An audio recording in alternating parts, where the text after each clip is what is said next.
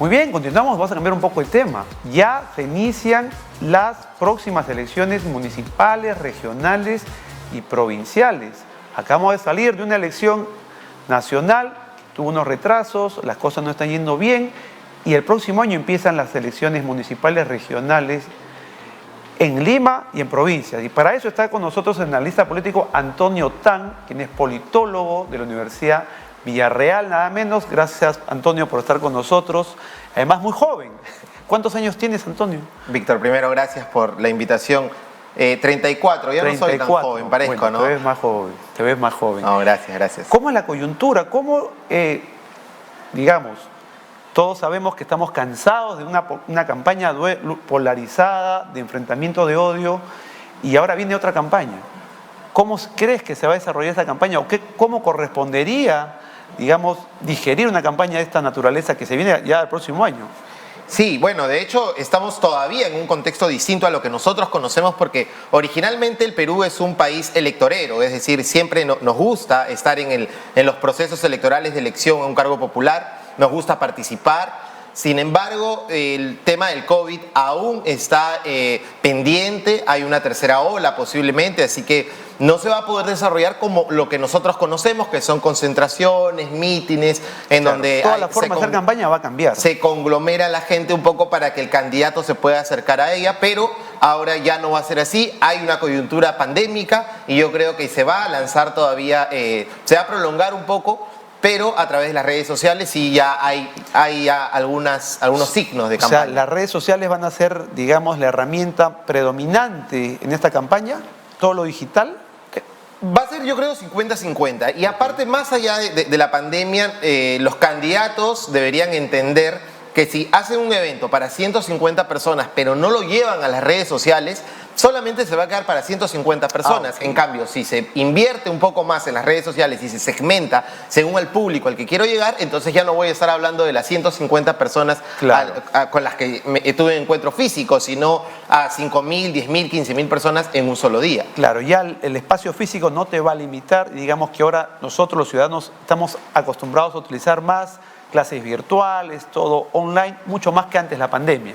Sí, y ahí hay un poco el tema de la estrategia, porque para tener éxito en una campaña a través de las redes sociales, no solamente es importante tener, digamos, el contenido de las redes sociales, es decir, algún video, alguna foto, algún flyer, sino la calidad del contenido, porque las personas simplemente lo pueden ver y darle me divierte, y es lo que no se quiere, o darle un me encanta, me gusta, dependiendo del contenido que está utilizando el candidato para un poco acercarse a su votante, ¿no? Claro. Y por ejemplo, los candidatos a Lima Metropolitana, ya han salido algunos nombres, ahora son menos partidos. ¿Crees que eso va a ayudar a que, por ejemplo, en la elección anterior, en el mismo contexto, 2018, había más de 20 candidatos? Ahora muchos partidos han perdido la valla. Van a haber 10, 9 u 8 capaz. ¿Esto va a ayudar a que podamos elegir mejor, a tener más conocimiento de las propuestas? ¿O cómo crees que se desarrolle ahora que hay menos cantidad de partidos políticos en campaña? Bueno, un poco se está llevando a cabo el espíritu de la ley de la reforma electoral. Es decir, la reforma electoral buscaba que solo estén los partidos que tienen vía partidaria. Es una pena que se hayan eliminado las PASO, se hayan eliminado las primarias abiertas, simultáneas, obligatorias, ¿no? ¿Por qué? Un retroceso, ¿verdad? Claro, mira, si nosotros nos ponemos a pensar que solo los partidos políticos que van a ir a esas elecciones son aquellos que han pasado las primarias, es porque tienen una organización, una vía partidaria, una cuestión orgánica, vamos a decir así. Además. Una formalidad que viene producto probablemente de una formación política dentro del partido. Sin embargo, tras excusas que me parece que no terminan de ser congruentes, se ha eliminado las primarias, pero de todas maneras ya se ha reducido el espectro de candidatos a 10. Y eso, si me preguntas si es bueno, es muy bueno. ¿Por qué? Porque no solamente tiene que haber una cantidad de opciones, que es parte de la democracia, sino una calidad en las opciones, ¿no? Y para eso es muy importante que los candidatos sepan que la política no es de un momento a otro, la política es un proceso, es una forma de vida, y creo que eso ojalá se tome en cuenta para esas elecciones. Sí, ver qué candidatos están preparados o no. muy qué importante. candidatos, digamos, son coherentes con lo que dicen y con lo que hacen, porque muchas veces esa falta de coherencia nos lleva a elegir autoridades que no están a la altura de las circunstancias, sin decir nombres, pero hoy en día basta ver cómo está Lima en algunos distritos y en general en Lima metropolitana para darnos cuenta que no hemos elegido tan bien. Un fenómeno de arrastre también que desvirtuó algunos candidatos en diferentes distritos. Mira, Víctor, acá hay algo muy importante. La pandemia nos está dejando lecciones en diversos aspectos, en la salud, en la educación, en la seguridad, pero sobre todo en la política. Porque hoy en día está claro que no importa si somos profesores, abogados, ingenieros, amas de casa, vendedores de periódico, transportistas, no importa. La política está en todo. Porque en esta pandemia casualmente se han visto las deficiencias de la gestión pública. Así es. Y la gestión pública, o sea, los alcaldes, estamos hablando, los gobernadores regionales, los congresistas, El presidente, los ministros, a diferencia de los ministros, casualmente son elegidos y no son designados. Es decir, uno va a elegir esta vez probablemente a los alcaldes de Lima, obviamente con más rigor, porque es consciente de que qué mal ha estado la gestión pública desde los liderazgos elegidos por el pueblo, ¿no? Y eso es importante, el liderazgo. Parece que los líderes políticos han perdido eso. O sea, no hay líderes políticos actual que generen, digamos, seguidores, que motiven, que generen pasiones como había capaz antes. ¿Por qué crees que ha pasado eso? Bueno, primero tenemos que definir el candidato. ¿Quién es candidato? El candidato es la persona que asume el rol de portavoz, de representante de un grupo minoritario, llamado una minoría, que a su entender tiene las condiciones para poder asumir, ¿no es cierto?, la conducción de un pueblo. Claro. Entonces, ese es el candidato. Y ante esa realidad, yo te traslado a ti la pregunta y creo a tus televidentes. ¿Quiénes son los candidatos? ¿Quiénes han sido netamente escogidos entre sus vecinos? Porque obviamente la elección municipal no es igual a una elección presidencial. En la elección municipal se elige al buen vecino, a la persona que yo conozco, que de pronto tributa bien, es un buen padre de familia, digamos. Entonces, como que esos elementos... Otros factores, menos carga política. Exacto. Y yo creo que ahí sí tenemos que decir, oye, ¿quién se merece llamarse candidato, no? Claro, o sea, para ti una elección municipal es más local, vecinal que político.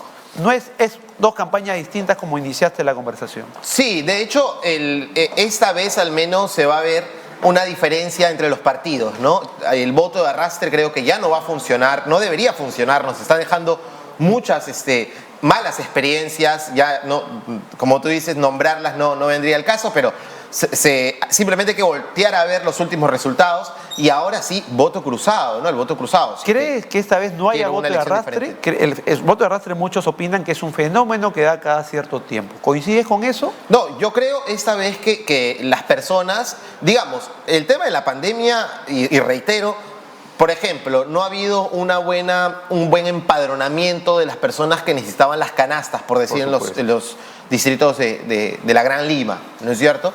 Y eso había que ir a la municipalidad y el CISFO no estaba actualizado. Entonces, las personas no había un padrón actualizado, las canastas se han repartido, algunos que sí les correspondía y a otros que no les correspondía. Y esa deficiencia tiene que ver directamente con las autoridades que hemos elegido y es por eso que las personas hoy van a ver, además que, digamos, no hay tantas opciones, hay que revisar un poquito más, hay que tomarnos el tiempo de revisar un poquito más al candidato, ¿no? Si tú tuvieras la posibilidad de recomendar al votante cómo elegir al candidato, digamos, idóneo para la realidad, ¿qué recomendaciones le harías? O sea, ¿dónde buscar información del candidato? Porque muchas veces las campañas son contracampañas, pues no memes, imágenes, pero no hay información formal. ¿Cómo tú te informas de los candidatos, por ejemplo, para que pueda ser replicado por los que nos están viendo? Mira, qué importante tu pregunta, Víctor, y me permite explicarle a la gente que la mejor fuente de información de un candidato es el propio candidato. Digamos, es lo primero. Que hable como político, ¿no es cierto? Que se comporte como político, que tenga una situación, digamos, de vida medianamente honesta. Es decir, cuando nosotros vemos a la persona podemos estudiarla y podemos ver qué nos transmite. Y yo creo que eso es lo principal. Porque también lo que encontramos en las redes por ahí puede ser información que el mismo candidato la pone, pero lo mejor es cómo escuchamos al candidato, cómo sentimos al candidato, qué nos transmite al hablar, porque la campaña de puerta a puerta sigue siendo la más importante. Claro. Es decir, que el candidato tenga el contacto interacción cara a cara. directo con Interacción su votante, directa, por supuesto, claro. porque si no también se compran candidaturas y eso no es bueno. Y ahora, y para el candidato es importante construir su personaje como candidato, es decir, prepararse para ser candidato. Si el candidato no comunica, al votante le va a quedar claro que no va a gobernar comunicando. Es Claro. decir, si es un candidato que no comunica en su campaña, dime tú qué autoridad va a ser cuando esté en el ejercicio de sus funciones. Tampoco va a comunicar y eso es importante. Eso es importante. Muy bien. Y en caso de que no logre cruzarse o tener esa interacción cuerpo a cuerpo con el candidato, existen plataformas donde hay información verdadera, confiable. ¿Cómo podríamos revisarlo? Bueno, de hecho, hoy en día también el tema de la tecnología y el acceso a la información nos permite entrar al LinkedIn, por ejemplo, del candidato. Claro. Nos permite entrar a lo primero que es como un currículum, es su Facebook. Su Facebook. Y ver si el crecimiento de su Facebook es orgánico, es decir, si está compuesto solo de troles, ¿no? Exacto. O hay gente que con Gente cuentas, real. claro, con cuentas reales, vecinos que han acompañado al candidato y le dicen, oye, esa es su elección, llegó tu turno, cuenta con mi voto, y creo también que eso es importante. Pero lo principal es el contacto con el candidato. Y si el candidato no ha llegado, pues difícilmente va a llegar cuando sea autoridad, ¿no? Así. Hay algunos candidatos que necesitan el Waze para llegar, ¿no? Así, entonces no conocen el distrito. No conocen el imagínate. distrito, entonces ya ahí tenemos, Hay un mal ¿no? indicador. Por supuesto. Unas palabras finales, Antonio Tan, por favor, el tiempo de intervención es corto, sobre unas recomendaciones capaz a los jóvenes como tú para que elijan bien a las próximas autoridades, porque vemos que también los jóvenes tienen mucho voto de rechazo, digamos, no queremos a lo mismo y votan por partidos extraños, Sí, por decirlo menos. Sí, sin duda, sin duda. Hemos visto mucho eso, pero para los jóvenes y para todos, en realidad, recordar las palabras de Bertolt Brecht, que el peor analfabeto es el analfabeto político.